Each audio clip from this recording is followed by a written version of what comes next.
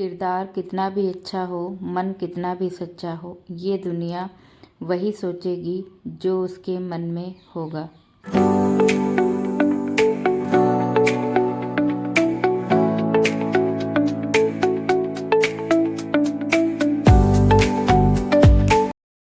Hello दोस्तों, Radhe Radhe and good morning. Welcome back my new blog. आप लोगों का बहुत बहुत स्वागत है मेरे नए ब्लॉग में। स्वागत है आपका अपने चैनल वर्णी शिवाय ब्लॉग्स में।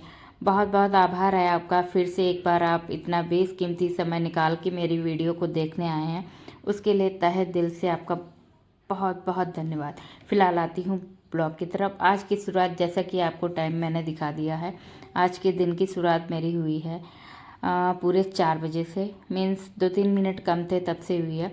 फिलहाल जो सुकून सुबह उठने में मिलता है वो शायद कहीं भी होगा पूरे दिन में। पूरी दिनचर्या आप कितना भी सुकून भरी आपको लग रहा होगा टीवी देखने में, मोबाइल देखने में, लेटने में, आराम करने में, लेकिन वो सुकून नहीं है उन चीज़ों में जितना सुकून मॉर्निंग की वो ठंडी ठंडी जो हवा मिलती है ना, ताज़ी सी, वो हवा जितना सुकून देती है उतना पूरी दिनचर्या में आप सुकून मानो तो उसको, लेकिन वो सुकून असल में होता नहीं है। सुकून तो मॉर्निंग में टहलने से ही होता, उठ के भगवान जी को प्रणाम करो, ये सच्चा सुख है और सच्चा सुकून है। बहुत अच्छे अच्छे प्यारे से चंपा के और गुलाब के जो फूल मेरे यहाँ लगे हुए हैं, बड़ा चमक रहे थे, जैसे रात की चांदनी में ना सितारे चमकते हैं, यानी तारे चमकते, वैसे चमक रहे थे। बड़ा ही प्यारा लग रहा था। फिलहाल सामने बरगद बाबा के पास में एक जो हमारे पड़ोसी हैं वो सफाई कर रहे थे, तो मेरी हिम्मत हुई, मैं नीचे टहल गई। कभी कभी ना यहाँ पे थोड़ा सा कभी बिल्ली आ जाती है, कभी बड़ी वाली, यहाँ पे मेरे यहाँ बहुत बड़ी बड़ी छिपकलियाँ आ जाती हैं, तो उनसे थोड़ा सा मुझे डर लगता है। इसी वजह से मैं जब चहल पहल हल्की सी महसूस होती है मुझे, तब मैं नीचे उतरती हूँ। तो भाई साहब जो थे वो सामने बरगद बाबा के पास में जो है झाड़ू वगैरह लगा रहे थे, सफाई कर रहे थे, तो मेरी हिम्मत हुई, मैंने सोचा कि नीचे उतर के थोड़ा सा अंधेरे में ही वॉक कर लेती हूँ, वरना मैं इतनी जल्दी नीचे उतरती नहीं हूँ, क्योंकि थोड़ा सा अंधेरे में जो है कीड़े मकोड़े और थोड़ा सा जानवरों का डर रहता है। हल्का फुल्का गाँव का एरिया है तो आप समझ भी सकते होगे। फिलहाल थोड़ा सा एक्सरसाइज की, आधा घंटा करीब मैंने नीचे दिया, उसके बाद मैं आ गई थी ऊपर, झाड़ू वाड़ू लगाई, अब लगाऊंगी पोछा सीधे। आधे घंटे के बाद मीन्स मैं आ गई थी, समझ लीजिए ऊपर, वही 4:30 पौने 5 के करीब ऊपर आके अब सीधे से झाड़ू लगाई। झाड़ू पूरे घर में लगाने के बाद सीधे सबसे पहले मैंने छोले जो रात में भिगोए थे उनको उबालने के लिए रख दिया, ताकि मेरा आगे का काम जब होगा तब तक ये छोले जो हैं अच्छे से उबल जाएंगे। जो मैं पूजा पाठ करूं या नहाऊं तो उसमें एक हेडक नहीं रहेगी, क्योंकि छोले जब उबले रखे होते हैं ना तो फिर आराम से सब्जी बन जाती है। कितनी भी झटपट बना लो आप जल्दी से, तो टेंशन नहीं होती। आलू कुछ समय लेते हैं, लेकिन जब उबले हुए छोले रखे हैं या उबले हुए आलू रखे हैं, ऐसी चीज़ें हैं जिनको सिर्फ कल्हारना है तेल में, तो उनको पकने में तो टाइम लेगी नहीं, वो तो इतना टाइम भी नहीं लगेगा। तो ये रहा कि एक टेंशन एक दूर हो गई कि अगर मैं 10 मिनट पहले भी फ्री होती हूँ तो फिर मेरा अच्छे से लंच तो बन ही जाएगा। झाड़ू पोछा करके आ गई थी सीधे जो है किचन में। आज मेरा प्लान है, मतलब ये छोले और पूड़ी बनाने का। सूखे छोले ले जाएगा भैया, जो मतलब बिना रसे वाले होते हैं वो टिफ़िन में, तो फिर वही बनने हैं। बाकी बाद में मैं रसे वाले बना दूँगी प्याज व्याज डाल के।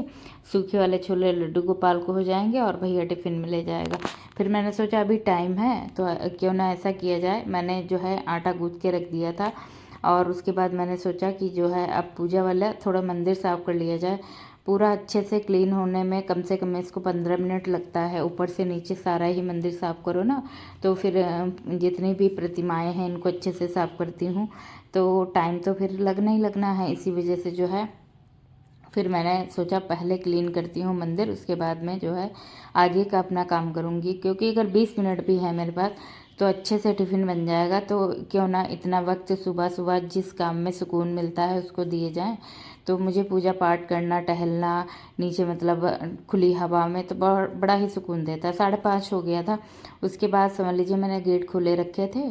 फिर मैं नीचे की जो रेगुलर पूजा करती हूँ, नीचे मेरे यहाँ जो बृहस्पति देव यानी रखे हैं, जो केले का वृक्ष है उसकी पूजा, तुलसी माता की पूजा, और नीचे मेरे भोले बाबा रखे हैं तो लॉन में ही यानी गार्डन में, तो उनकी पूजा पाठ करके मैं आ गई थी ऊपर। ऊपर के लिए मैंने पंचामृत जो बना दिया था, जिनसे भोले बाबा का अभिषेक होगा। भैया भी उठेगा, जो अंश आएगा तो फिर अभिषेक करेगा। तो इधर भैया भी जग गया था और मेरा अभी समझ लीजिए सब्जी वगैरह कुछ नहीं बनी थी। तो इसको मैं थोड़ी देर सुलाऊंगी, अगर ये सोएगा। थोड़ा रो रहा था तो मैंने इसको बहलाया फुसलाया, फिर इसको सुला दिया। फिलहाल उसके बाद मैं लग गई सीधे बनाने में। इसमें टमाटर, एक हरी मिर्च आएगी सिर्फ सूखे छोलों में, बाकी कुछ नहीं। जीरे से तड़का लगेगा। अच्छे से सूखे छोले बन गए थे, उस पर धनिया डाल दी थी, बहुत ही अच्छा लग रहा था। इसमें मसालों के साथ में मैंने कसूरी मेथी डाल दी। कसूरी मेथी डालने से एक स्वाद ही अलग आता है, खुशबू भी मतलब बहुत ही अच्छी होती है, और जो है स्वाद तो होता ही होता है अच्छा। फिर एक पूड़ी मैंने निकाल दी थी। बनाना, ड्राई फ्रूट्स दे दिए थे भैया को पहले खाने के लिए। उसने पूजा की, अभिषेक किया भोले बाबा का। उसके बाद जो है सीधा एक पूड़ी और थोड़े से छोले कहने पे खा लिए, वैसे उसको भूख नहीं थी तो खा लिए थे। उसके बाद मैं इसको टिफ़िन जो है दे रही हूँ। अब उसके बाद मैं जब ये चला जाएगा, उसके बाद आगे का मेरा जो भी काम होगा वो मैं करूँगी अपना हिसाब से, क्योंकि सुबह उठो ना तो भगदड़ नहीं रहती, एक सुकून भरी दिनचर्या आपकी रहेगी, सुकून रहेगा। सुबह जल्दी उठ जाओ ना, पूरा दिन सुकून रहता है। हाय हाय मतलब खटपट नहीं, अफरा तफरी नहीं होती किसी काम में, वो एक सुकून देती है पूरी आपको दिन को। मान लीजिए बहुत अच्छा बनाती है, ख़ास बनाती है दिन को।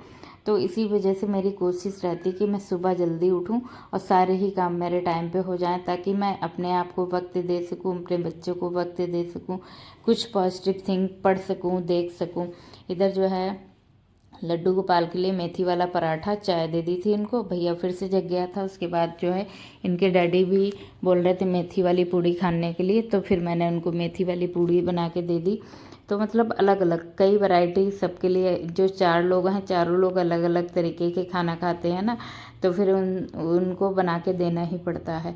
इधर फिर मैंने जो है अपना खाना लगा दिया था। ये भी नहा वहा के रेडी हो गए थे, फिर मैंने इनके लिए खाना बना लगा दिया। उसके बाद जो है मैं लड्डू गोपाल को भी खाना खिला चुकी थी। अब इनको गाड़ी चलवा रही हूँ, पूरे काम से फुर्सत, फिर इनको मैं गाड़ी चलवा रही हूँ।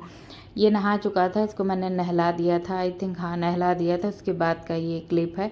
उसके बाद इनको जैसे मुझे गाड़ी चलाना आती थी वैसे मैंने गाड़ी चलाई।